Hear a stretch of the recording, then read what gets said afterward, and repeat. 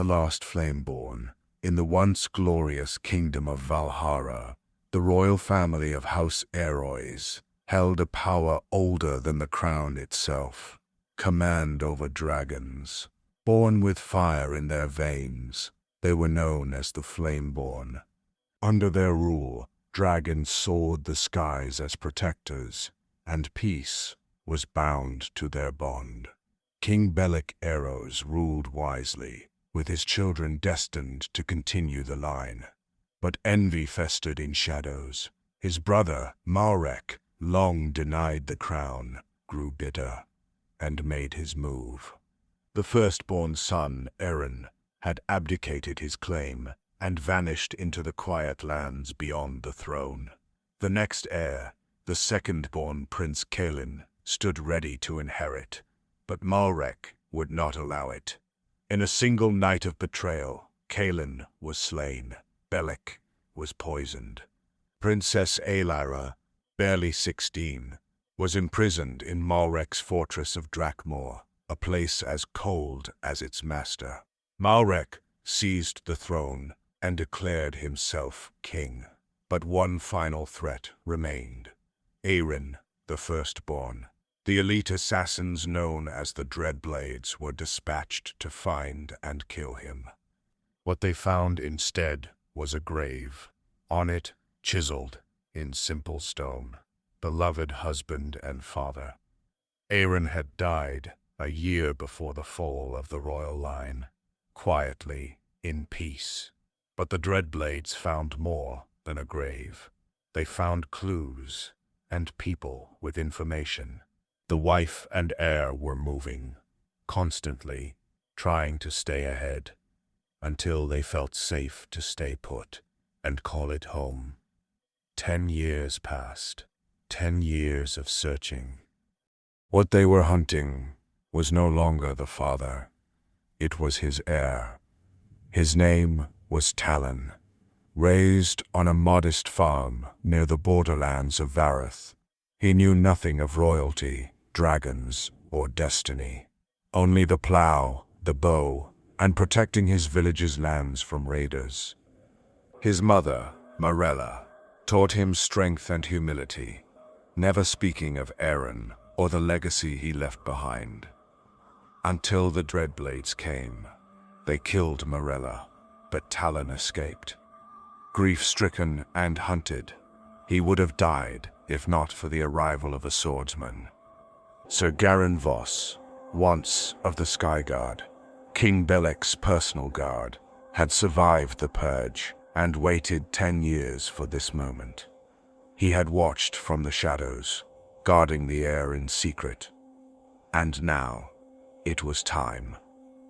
Garin told him the truth of House Heirs, of his father, Prince Eren, his father, and that he abdicated out of the love of his mother. That he knows he was born a year after his father abdicated, and that, for the 9 years of exile, his father wouldn't have changed it for anything because he had Talon.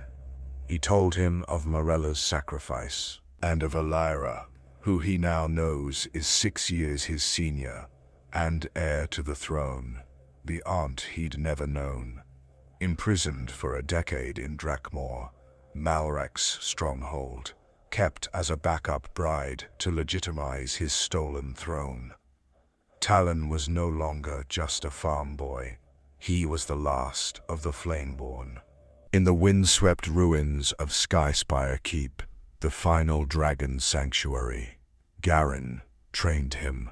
Swordplay, strategy. The ancient rites of dragonkind. He told Talon of Nightshade, the only dragon that remained loyal to Malrek. A massive, cruel shadow beast corrupted by blood rituals.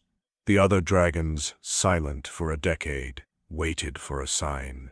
That sign was Talon. In the hidden valley of Virenhall, Talon stood before them, and one stepped forward.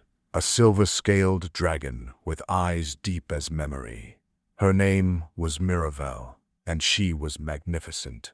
She bowed. The Flameborn bond was reawakened. As Garen and Talon moved from village to village, rebellions stirred. Stories spread. The prince lives. The dragons stir. Hope returns. Talon became the people's champion, not a king, but a leader who fought for them. He helped defend the village of Harrowstead from a band of raiders loyal to Malrek. In the battle, Talon began to discover his deeper bond with Miravel, sensing danger before it came, moving with supernatural precision. Word of his deeds grew, as did the rebellion. Along the way, he was joined by others. Lena, a sharp-tongued archer, whose family had been executed by Malrek's edicts. Bran, a former blacksmith-turned-warrior.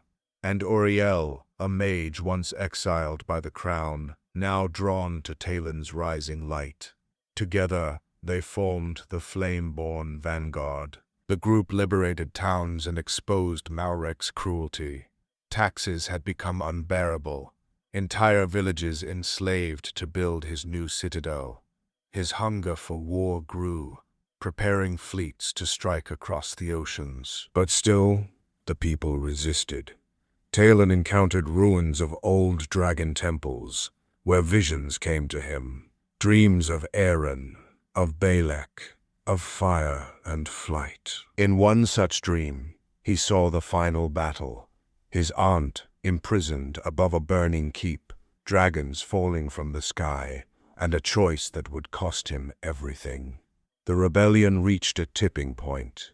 The vanguard struck at an outpost near Drakmor and freed prisoners, gaining maps and secrets. They discovered Elira was to be wed in a fortnight, Malrek's final move to seal his rule. They could wait no longer. The sky darkened with wings. Smoke and flame painted the horizon. Villagers, rebels, and exiled soldiers of Belek's loyalists stormed the walls. Overhead, dragons clashed in a fury not seen in centuries. Nightshade, black as midnight and twice as cruel, fell upon them with fire and death. Maravel met him in the air. Their battle tore the skies. Talons raked scale, fire clashed with ice. Their roars shook mountains. Amid the chaos, Talon and Malrek faced one another atop the shattered upper tower of Drakmor. The two dismounted their dragons, bloodied and burned, and drew steel. The storm of dragons raged above. Around them, arrows flew, siege towers crumbled, men screamed. But in that final moment, it was silence.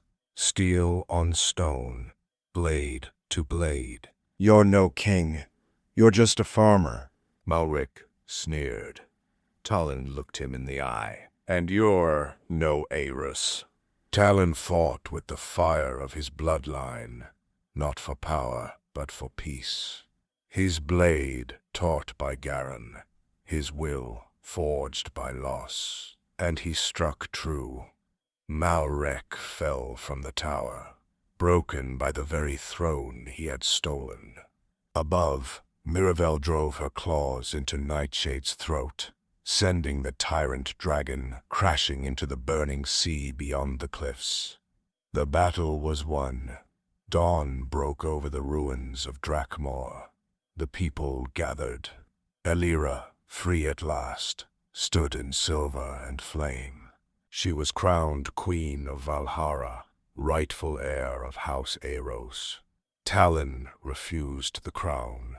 He chose the sword, the skies, the people. The Last Flameborn did not take the throne. He lit the way for it. Not a king, but a flame, a symbol, a champion. The Last Flameborn.